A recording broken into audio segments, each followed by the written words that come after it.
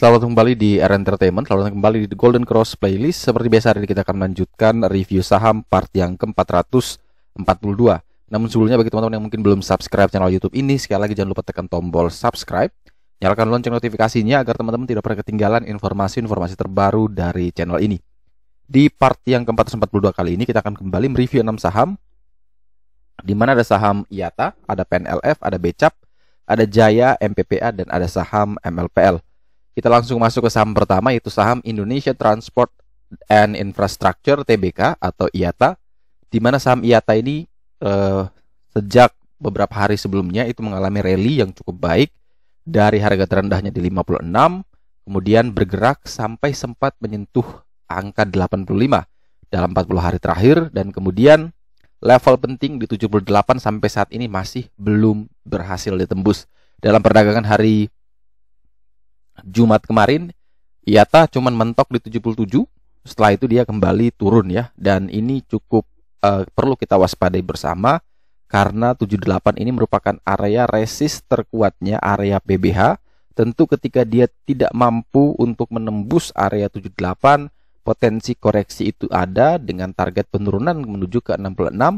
Kalau 66 ini juga tidak mampu bertahan, maka dia akan kembali menuju support di 56. Ada beberapa opsi yang bisa teman-teman pakai. Yang pertama menunggu breakout 78, kita buy on breakout 78 target ke 85. Atau opsi kedua adalah menunggu di 66. Atau opsi terakhir adalah kita menunggu di area support PBL di 56. Jadi ini teman-teman bisa pakai sebagai strategi untuk menghadapi IATA di hari Senin besok ya. Jadi mau dia terbang, oke, kita patokan 78. Breakout kita buy, kemudian terjadi false breakout, prepare SL minus 3 tick, boleh kita pakai target ke 85. Tapi ketika opening langsung dibanting, lebih baik tunggu di area 66. Kalaupun 66 setelah kita beli dia masih turun, tetap prepare SL minus 3 tick atau beberapa persen sesuai dengan profil resiko masing-masing, kemudian tunggu lagi di 56. Jadi kita bisa se-fleksibel itu kita di saham. Dari sisi broker summary, secara volume ya, secara volume jelek, secara struktur pun terlihat belum menarik untuk IATA. Next kita punya saham ada PNLF atau Panin Financial Tbk, di mana saham PNLF ditutup naik 1,15% di harga 176, di mana PNLF secara baik sekali berhasil menembus resistennya di 175 dan closing di 176. Artinya dia berada satu tick di atas level support barunya, support PBH di penutupan kemarin. Oleh sebab itu selama dia masih bisa bertahan di atas 175, tentu kita masih boleh pertimbangkan untuk entry ya. Bagi yang baru mau entry karena sudah berhasil breakout resist, maka kita bisa jadikan resist tadi menjadi support baru, dan itu bisa menjadi area beli kita. 175, 177 bisa menjadi area beli. Prepare cut loss di 170, 172 dengan target kenaikan terdekat ke 181, terjauh menuju 200. Sekali lagi, kita hanya akan beli kalau memang dia bisa bertahan di atas 175. Di bawah itu kita lebih baik wait and see, tunggu di 170. Atau kalau ternyata opening langsung dibanting di bawah 175, ya lebih baik kita wait and see terlebih dahulu. Dari broker summary, secara volume untuk PNLF belum menarik ya, namun secara structure untuk PNLF ini terlihat menarik.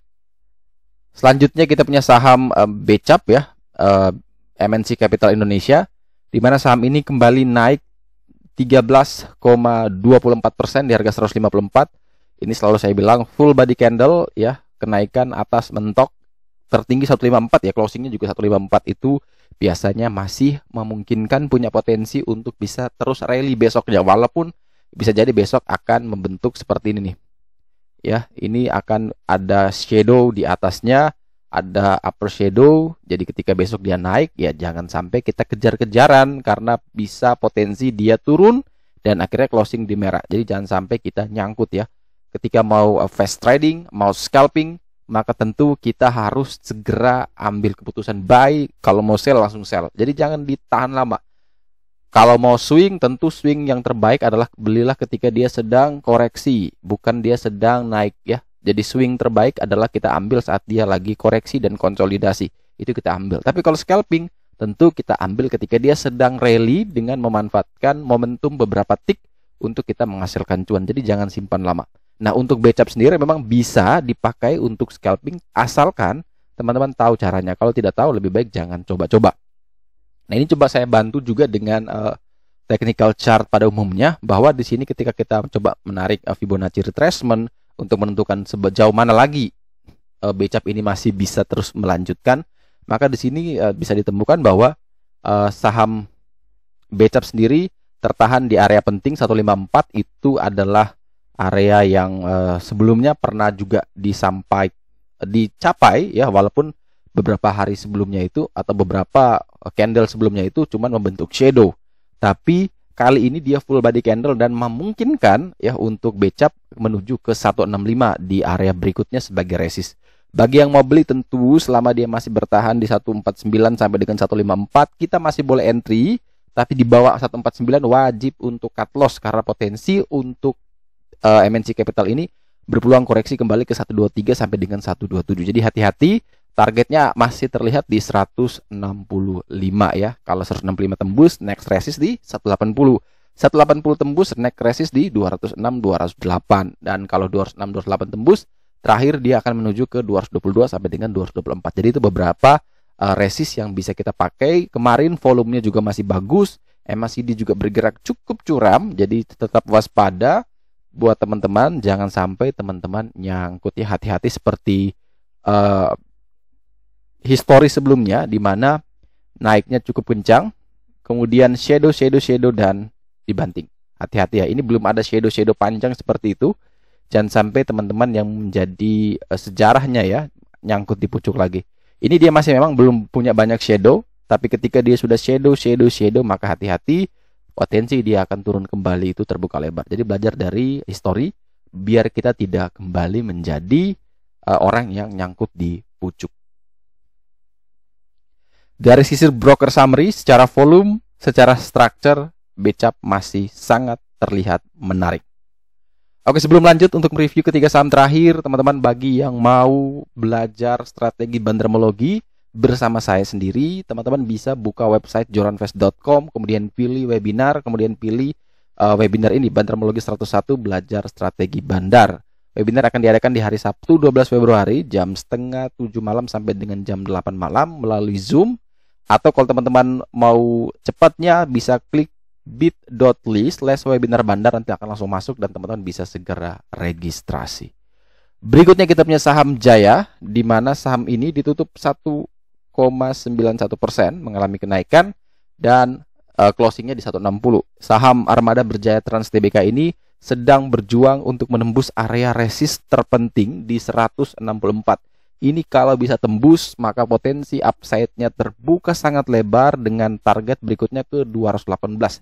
Upside-nya sangat lebar sekali. Jadi kalau mau membeli tentu breakout 164 kita ambil. Kemarin dia cuma nyentuh kemudian koreksi, nyentuh kemudian dia koreksi, belum benar-benar tembus. Jadi lebih bagus kita menantikan apakah Jaya bisa breakout 164 atau tidak. Selama dia belum bisa breakout 164, lebih baik kita wait and see. Tapi kalau dia mampu breakout 164, silakan buy on breakout 164 sampai dengan 167. Batas cut loss di bawah 160, target kenaikan terjauh kita sampai 218. Teman-teman bisa atur sendiri strategi untuk sell-nya, 3% sell, 5% sell. Yang jelas Bapak target jauh di sini kelihatan PBH-nya di 218. Dari sisi broker summary secara volume, ya ingat secara volume bagus sekali, tapi secara struktur ini masih belum menarik. Next kita punya saham MLPL, di mana saham multipolar, ya saham multipolar TBK ditutup naik 2,54% di harga 242. Saham ini setelah mengalami penurunan yang cukup dalam, kemudian mencoba naik dan sekarang dia masih tertahan di resist PBH-nya di 266. Dan ini kalau memang 266 tidak mampu ditembus, maka tentu akan ada koreksi lagi untuk MLPL. Bisa jadi dia koreksi kembali ya, kemudian baru dia naik. Jadi dia setelah membentuk ini ball-nya, kemudian ada handle-nya, dan mungkin dia bisa naik. Mungkin, tidak ada yang tahu. Jadi kalau memang dia tidak mampu breakout 266, maka lebih baik teman-teman menunggu bisa di 236 atau di 230 ya. Ini sekitaran area sini. Nah ini ketika dia turun ke sini dan beneran dia bisa breakout, maka potensi kenaikannya bisa diukur dari kedalaman ini ya. Jadi itu yang bisa teman-teman pakai. Lihat sikon dan pergerakan besok, apakah MLPL mampu tembus 266 atau tidak. Ya kemarin cuma sampai 252 kemudian koreksi. Tapi kalau dia beneran bisa mampu tembus 266, maka potensi MLPL itu sangat terbuka lebar, bahkan bisa sampai 430, yaitu 40 hari harga tertingginya. Jadi kalau mau beli, opsinya adalah buy on breakout atau tunggu di 230 sampai dengan 236. Dari sisi broker summary, secara volume, ini kita bisa perhatikan secara volumenya terlihat belum menarik, ya. Terlihat belum menarik. Secara structure juga ini sebenarnya terlihat belum menarik untuk MLPL. Dan saham terakhir yang akan kita review di part 442 hari ini adalah saham Matahari Putra Prima, di mana saham MPPA kemarin ditutup naik 9,77% di harga 292, di mana kalau teman-teman nonton di part sebelumnya di 8 hari lalu, mungkin di minggu lalu, itu kan dia sedang berusaha untuk breakout 244 dan berhasil, dan terus rally sampai ke 292 di penutupan hari ini. Next resistnya adalah di 316, dan ini bagi teman-teman yang sudah punya barang tentu targetnya adalah ke 316, tapi kalau yang belum punya barang tentu lebih bagus breakout 316 baru kita beli. Atau kalau tidak mampu breakout 316, lebih baik kita tunggu di area support berikutnya di 266, boleh kita ambil. Kalau 266 gagal, ya kita tunggu di 200. Jadi itu adalah opsi terbaik. Beli saat breakout 316 atau tunggu di 266. Itu mungkin bisa teman-teman pertimbangkan sesuai dengan pergerakan dari MPPA besok, ya. Dari sisi broker summary, secara volume ini tidak menarik sama sekali. Secara volume tidak menarik sama sekali, namun secara structure untuk MPPA terlihat menarik. Oke, sekian dulu review saham part yang ke-442 hari ini. Terima kasih banyak teman-teman yang telah setia menonton. Sekali lagi jangan lupa like, comment, dan subscribe. Bantu share juga agar semua informasi yang ada dalam video ini dapat berguna, bermanfaat, dan tentunya bisa menjadi panduan trading di keesokan harinya. Sekali lagi terima kasih banyak. Sampai jumpa dan semoga membantu.